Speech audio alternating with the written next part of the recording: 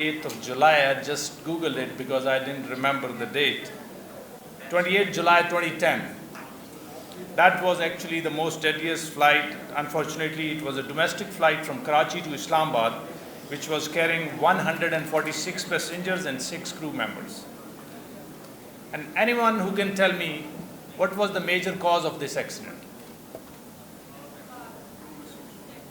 There's some hand being raised. Yes.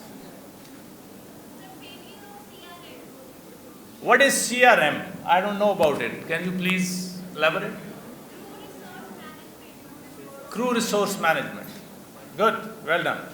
So I will not ask any further questions. Actually, the findings of the inquiry concluded that the major reason of that accident was a terminology known as controlled flight into terrain, CFIT, due to pilot error. And why did that error happen? It was kind of a rainy evening, visibility was low, the pilots, they tried to make an approach from runway 12 direction, and because of the wind conditions and weather conditions, the air traffic control told them that you have to make a circling approach and land from runway 30 direction. So they were required to execute a procedure turn.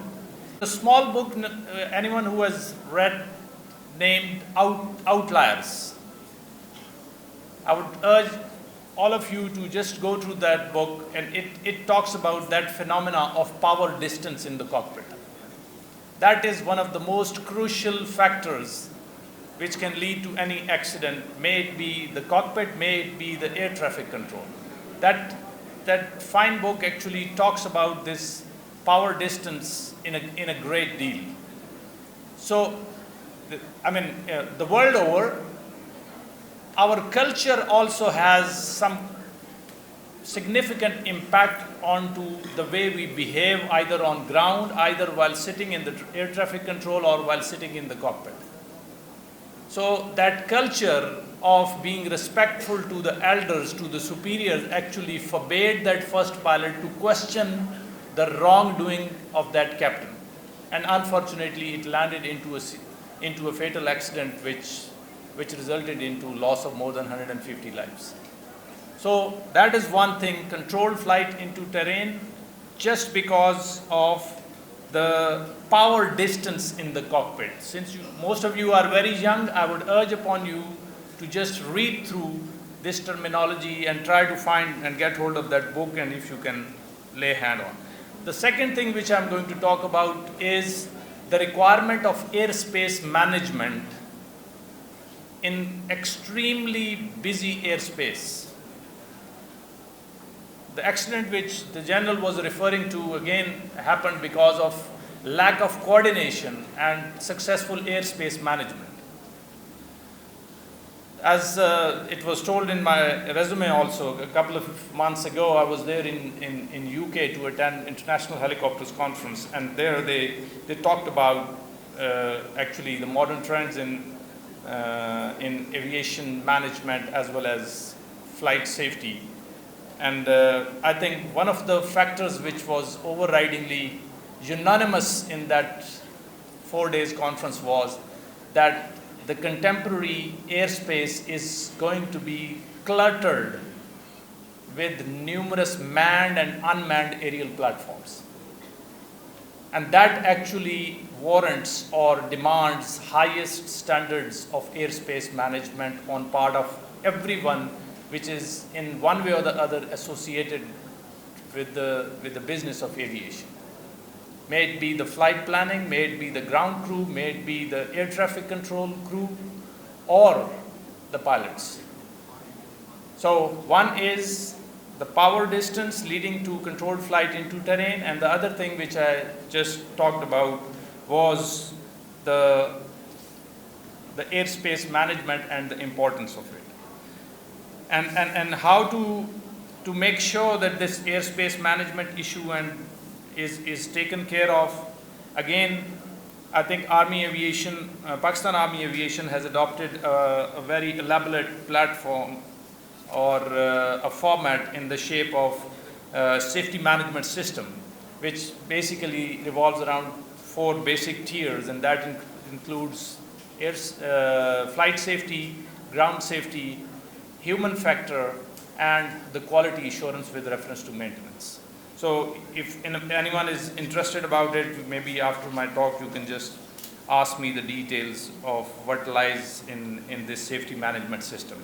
And finally, I have a couple of advices for you young students who are some way or the other going to be associated with the business of aviation.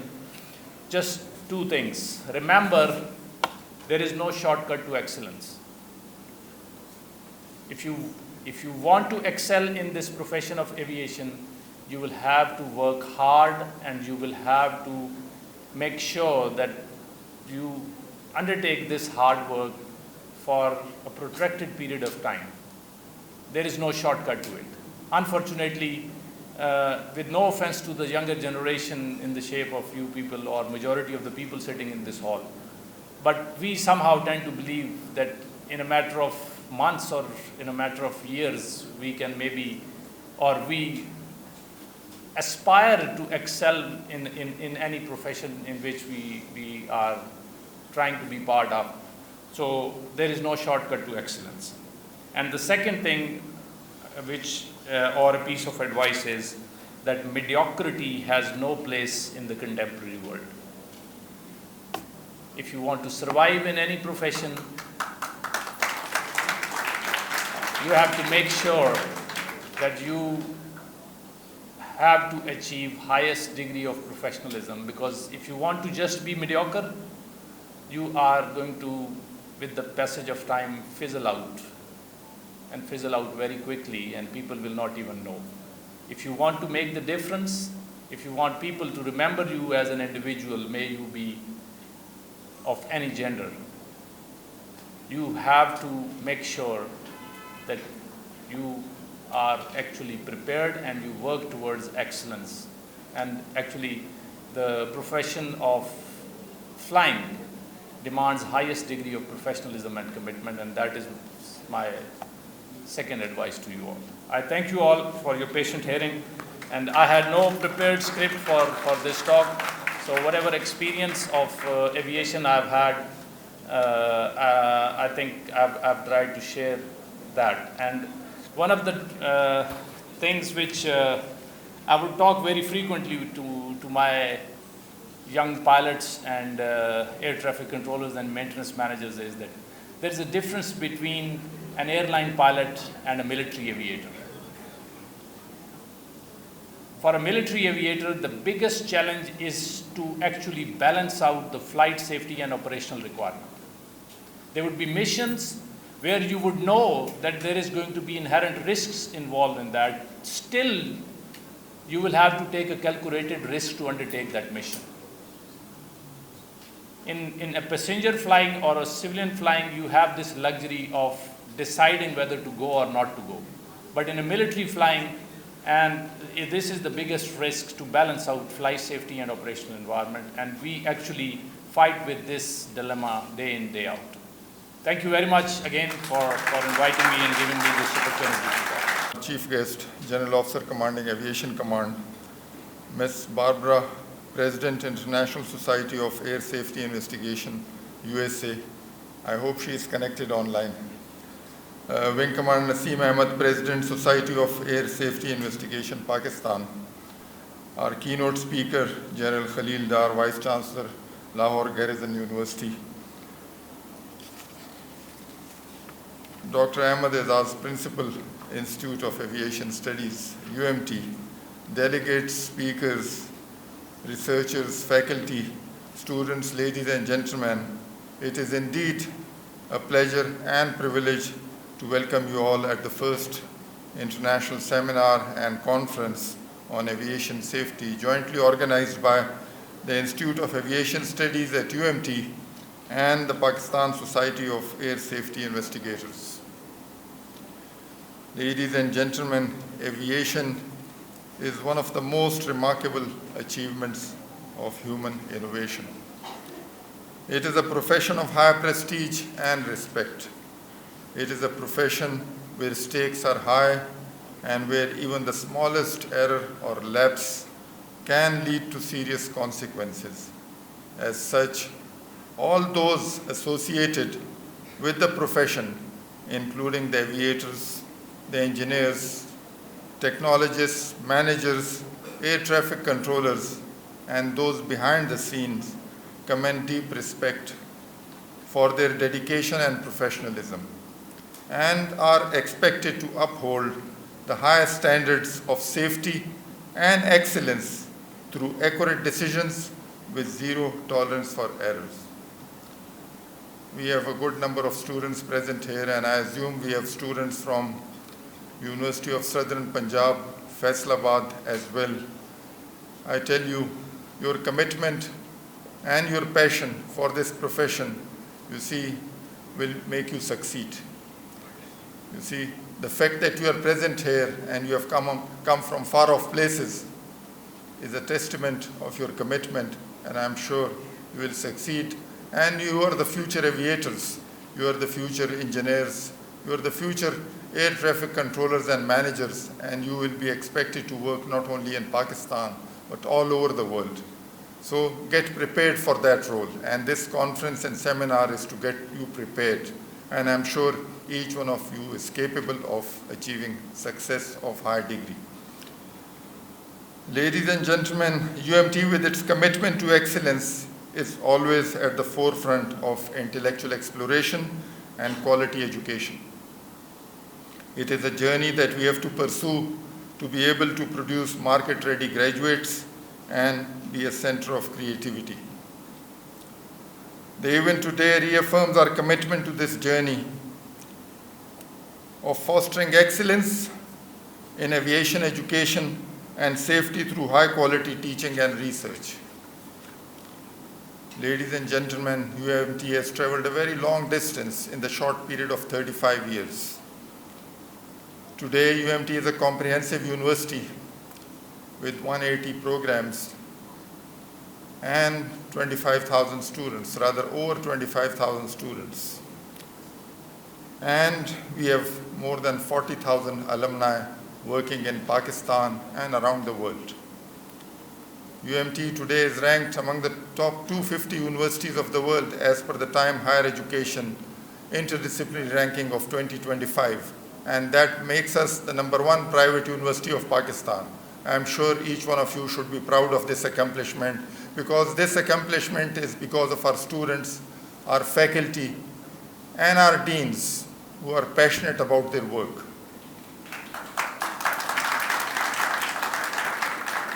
Let me also update that UMT, the University of Management and Technology, has been shortlisted for the Leadership and Management Team of the Year award by Time Higher Education Asia for our new initiatives, the various new initiatives that we have taken in the past. I'll go through one by one. The co-op program. The co-op program places our graduates in the industry. So this gives us a very strong linkage with the industry, and it also ensures that our graduates get work experience while they are studying. This is a unique program in Pakistan, and I'm sure gradually this will pick up momentum, and the number of students in this program will further increase as compared to the number about 100 plus that we have at this time. We also offer minors. This is different. This is again something special to UMT, and our students of various disciplines can have interdisciplinary, multidisciplinary options in other schools other than their own. We have students of psychology studying aviation, student of aviation studying computer science and other disciplines. So all this makes our graduate, you see, different and unique, I would say, and give you edge as far as employability is concerned. Then we have option of micro courses and certifications, freelance trainings, and a very different internal audit system for our programs. Ladies and gentlemen, I attribute the accomplishment to our faculty, passionate deans, students, and high caliber academic leadership. We are collectively working towards even higher goals. Ladies and gentlemen, I am glad this event has brought together aviation professionals, students, scholars, researchers, and industry leaders from across Pakistan and various countries. The seminar and conference are centered around two critical themes: enhancing aircraft accident investigation capabilities and innovations in aviation for safer skies. These themes are critical These themes are critical and essential towards shaping the future of global aviation. The event also provides a unique platform to explore advancement in accident investigation methodologies, to discuss the use of artificial intelligence and modern technologies, and examine the human and systemic factors that influence safety outcomes. I would like to express my deepest appreciation for the Pakistan Society of Air Safety Investigators, and particularly Wing Commander Naseem, President of the Society, for his valuable support in engaging international experts who are joining us for online sessions. I also extend my gratitude to the delegates from all over who are present here to share their research through presentation and poster displays. Ladies and gentlemen, your participation will work as a bridge between academia, industry, and the regulatory bodies. At UMT, we are committed to building a strong academic and research foundation that contributes meaningfully to global aviation safety standards. We believe that universities have a crucial role in inspiring collaboration, innovation, and thought leadership. As we move forward, let us reaffirm our collective resolve to make our skies safer. Let this event serve as a catalyst for new ideas, deeper partnerships, and groundbreaking research. I urge all participants to engage actively, share insights, and build networks that will contribute to a safer and smarter aviation. In closing, I extend my gratitude to our chief guest, the GOC Aviation Command, the Vice Chancellors, national and international delegates, the organizing committee, the dedicated team of the Institute of Aviation Studies, and our partners at Pakistan Society of Air Safety Investigators. I particularly appreciate the students who have joined from southern Punjab, Faisalabad, and other far-off places. Your participation reaffirms your extraordinary commitment to the professional excellence and success. I wish you all a fruitful and inspiring seminar and conference. Thank you all. Pakistan Zindabad.